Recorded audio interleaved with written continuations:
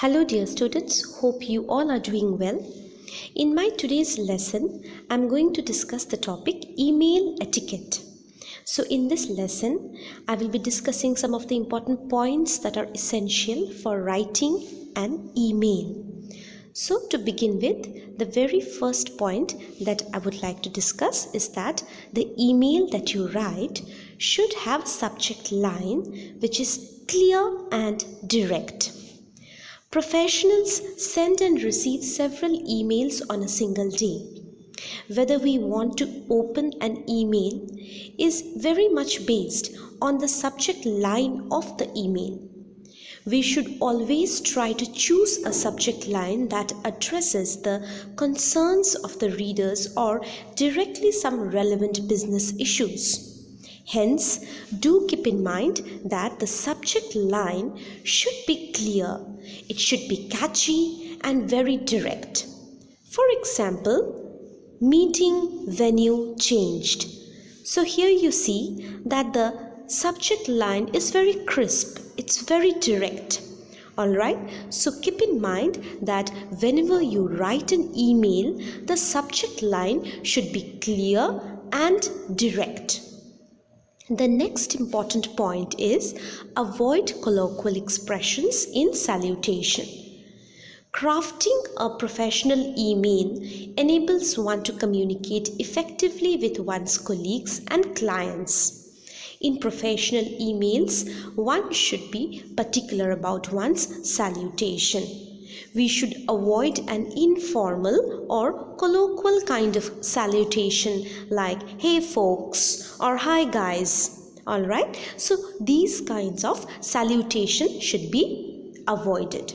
Instead, we should always use a very professional, formal salutation in emails related to our workplace especially, such as "Dear John" or "Dear Sir," and so on and so forth. The next point to keep in mind is use professional email ID. We should always use an email address that clearly conveys our name so that the recipient knows who is sending the email. For work-related correspondences, we should always use the company or organization's email ID and not our personal email ID. In formal emails, one should strictly avoid email IDs like "love you girl" at the rate, whatever it is, gmail.com or babydoll at the rate, yahoo.com. So you see, you should avoid such kinds of, email IDs. It should be, keep in mind that the email IDs should project professionalism. The next point that we need to consider while writing an email is include a signature block if possible. A signature block provides a detailed information about the sender to the readers. Generally, a signature block states the following details about the sender: full name, designation, department or maybe the section, name of the company or organization to which he or she belongs, contact details including your phone number and email ID. Alright, so such information would definitely add a little publicity to your current profile too. So you may include a signature block. The next point that you all can consider is that be careful with the use of humor. Alright, so in professional exchanges, it is better to avoid humor as much as possible. What is funny for you might not be funny for someone else, isn't it? So using humor in spoken exchanges with the right tone and facial expressions has certain advantages, but in formal written correspondence, it is better to leave out the humor element. Alright, so be very careful with the use of humor. The next point that I would like to discuss is select appropriate font style, size and color. Alright, it should be classy. In formal emails, we should select a classic font style, size as well as color. Using an inappropriate font style or color may project unprofessionalism at our workplace, isn't it? So generally it is best to use 10 or 12 point type and easy to read fonts such as Arial or Calibri or Times New Roman in formal email. So do keep in mind, you may either use Arial or Calibri, even Times New Roman is okay, and the size could be like 10 or 12 point type. All right, so do keep in mind that we should select appropriate font style, size, as well as the color. And do not forget to proofread the content. Very often we are in a hurry, we type the email and then we send. But no, we need to proofread the content before we are actually, sending the email. So read and reread the message that you have typed before hitting the send button.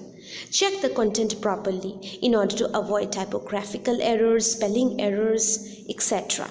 One should not depend completely on spell checkers. All right, so it is good habit, it is in fact very good habit to read the entire message carefully before sending it off.